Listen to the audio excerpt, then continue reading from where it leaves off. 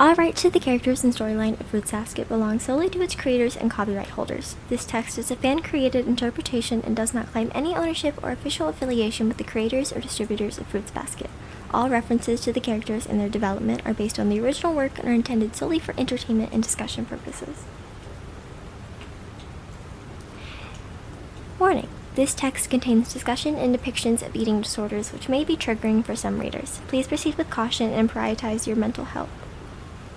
If you or someone you know is struggling with an eating disorder, help is available. Reach out to the National Eating Disorder Association helpline at 800-931-2237 or visit their website at www.nationaleatingdisorder.org for support and resources.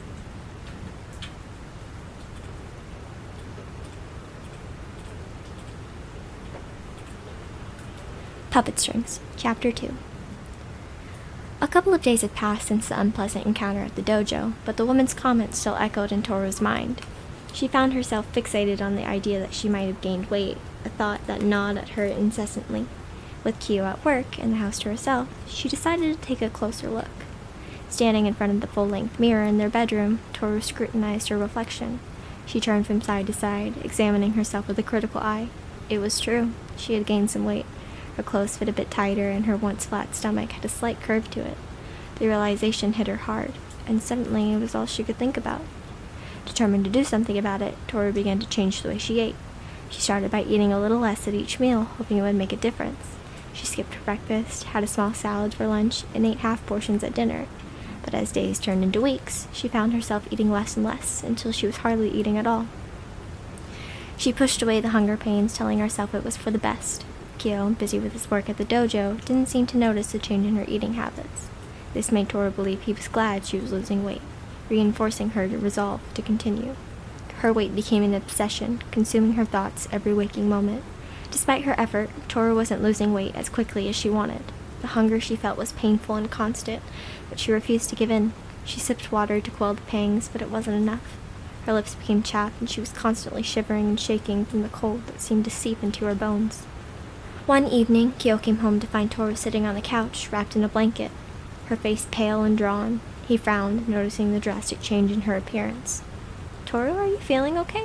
You look really pale." Tohru forced a smile, though it didn't really reach her eyes. "I'm fine, Kyo, just a little tired." Kyo sat down beside her, his concern evident. "Are you sure? You've been acting different lately. If something's bothering you, you can tell me."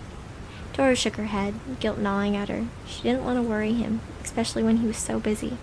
"It's really okay, Kyo. I'm just tired, that's all." He nodded, though he didn't look convinced. He kissed her forehead gently. "All right, but promise me you'll take care of yourself?" "I promise," she whispered, though her resolve to continue her unhealthy habits remained unbroken. As the days dragged on, the hunger became unbearable. Tohru's body ached, and the constant cold made her shiver uncontrollably. She felt weak and lightheaded, but it still wasn't enough. She needed to lose more weight. Tohru's friends began to notice the change in her. Arisa and Saki exchanged worried glances every time they saw her.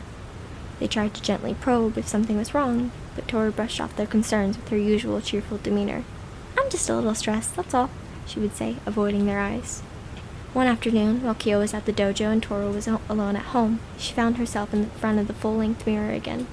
She lifted her shirt, revealing her ribs jutting out slightly, her skin pale and almost translucent. She touched her stomach, feeling the bones beneath her finger, and a sense of despair washed over her. Why wasn't it enough? Why couldn't she lose more weight? Tohru's meals became smaller and smaller, often just a few bites of fruit or a handful of nuts. The hunger was relentless, a constant gnawing pain that she tried to ignore. Her energy levels plummeted, and she found it hard to get through the day. Tasks that were once easy became insurmountable challenges. Even simple chores left her exhausted and lightheaded. Kyo noticed the changes, but was so wrapped up in his work at the dojo that he didn't put the pieces together. He thought Tohru was just stressed, or maybe coming down with something. He would ask if she was okay, and she would always assure him she was fine, putting on a brave face.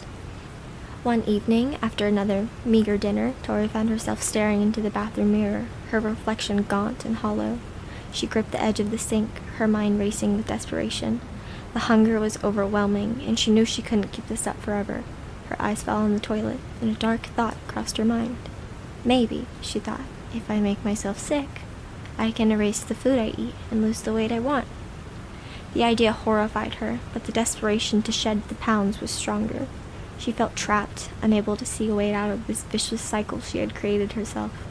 As she stood there, trembling and torn, she realized how deep she had sunk into the darkness of her own mind. Her mind drifted to memories of her mother, who had always encouraged her to eat well and stay healthy. She remembered the warmth of her mother's hugs and the comfort of her words. Tohru felt a pang of guilt, knowing her mother would be heartbroken to see her like this. Yet the desire to be thin, to not feel judged by others, overpowered her better judgment. The days became a blur of hunger, fatigue, and obsessive thoughts about her weight. Tohru's clothes hung loosely on her frame, and the sight of herself in the mirror only fueled her determination to lose more weight. Her skin lost its healthy glow, and dark circles formed under her eyes. She became a shadow of her former self, a prisoner to her own mind. Arisa and Saki's concern grew with each passing day. They noticed a drastic change in Tohru's appearance and behavior. One day they cornered her after work, refusing to let her brush them off again. "Tohru, this has gone on long enough," Arisa said firmly, her eyes filled with worry. "We're your friends. We can see that you're not okay. You need help." Tohru felt tears well up in her eyes, but she forced a smile. "I'm fine, really, Arisa. It's just been a tough few weeks." Saki stepped forward, her voice gentle but unwavering. "We love you, Tohru. Please let us help you.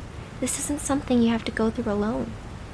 Tohru's facade began to crumble. She wanted to confide in them and tell them about the constant hunger, the obsession with her weight, the dark thoughts, but the fear of judgment and desire to appear strong kept her silent.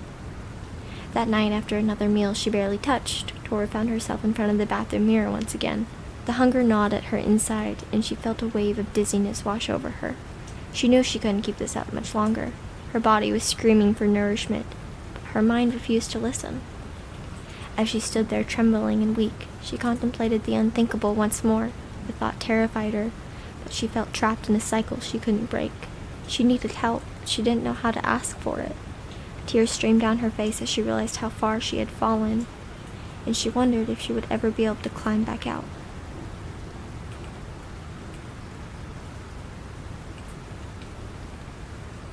Hi, my name is Angel, and I hope you liked this. If you did, please give it a like and subscribe. And if you want to hear more, check out my website. Or if you want my books in an easier to read format, check out my Wattpad.